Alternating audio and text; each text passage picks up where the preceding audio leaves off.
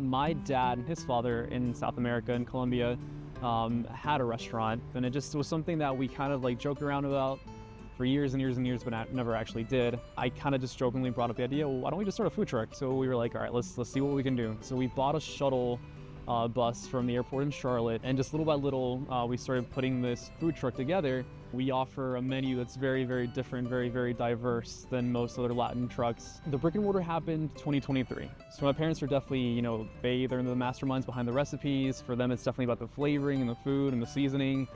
For me, it's a lot more than just that. I feel like food gives you the opportunity to kind of bridge cultural gaps between people. And it's not just between the American people here and Latinos, but between different cultures of Latinos themselves. As someone who's Mexican, trying to go into a Mexican restaurant is really not the same as maybe having my mom cook or having some, like my mom's friend cook.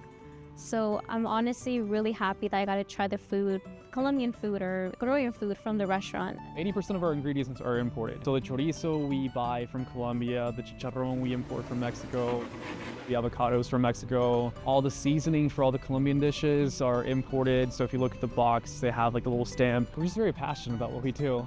Like I said, my parents are very passionate about the seasoning. They're very hard on making sure that things stay as authentic as possible. We hate taking shortcuts. So the things that we mainly serve on the truck are going to be the arepas, our empanadas. We also have rice bowls, and then we do fry bowls as well. So these are arepas. Arepas are the daily bread of Colombia and Venezuela. We have been eating arepas since before Spain conquered us. Arepas can be eaten plain. They can just be put with cheese on top. The arepas that we serve here on the food truck, we slice in half, and then we stuff with different proteins. The three most popular ones being our carne mechada, which is shredded flank steak, pernil, which is pork, and we also have shredded seasoned chicken. So this one is the carne mechada. It's coming with its own cheese and un poquito de cilantro. The most popular dish on the food truck has to be the arepas. But I will say the most interesting one to me is this. It's a jibarito. It's actually made with plantains as the bun.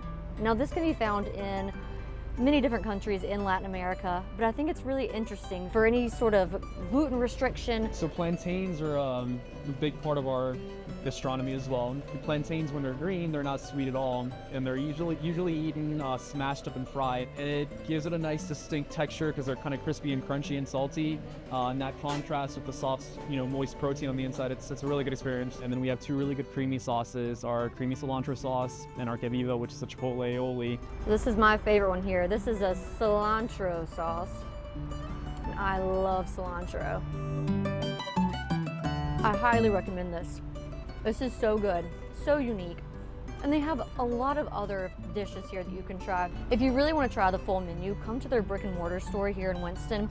They have so many things to offer, and you really get a taste of so many different countries in Latin America. That's my hope, that little by little, through food, people can learn more about Colombian people or Venezuelan people, and especially now more than ever.